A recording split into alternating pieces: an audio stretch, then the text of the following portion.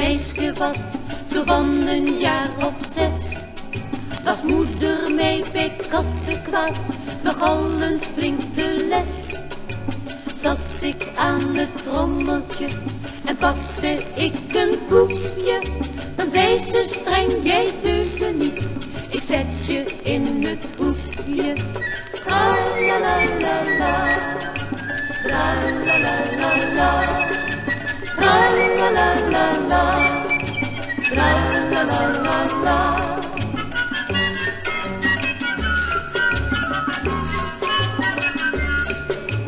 Toen ik later vrijen ging, ik was vol goede moed, nam ik eens afscheid in de gang, ik weet het nog zo goed. Opeens verscheen mijn oude heer, die zei toen met een vloekje, wat moet dat met mijn dochter nou, daar in dat donker hoekje. Tra la la la la, tra la la la la, tra la la la la, tra la la la la.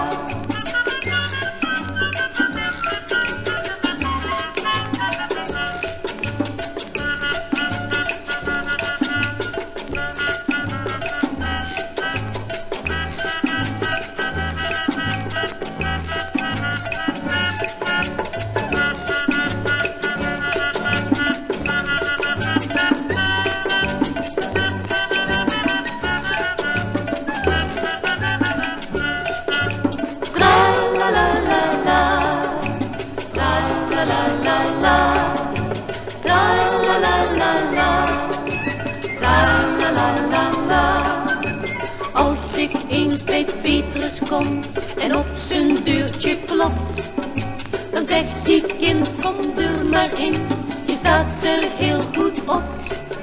Je hebt nooit iemand kwaad gedaan, er staat niks in mijn boekje.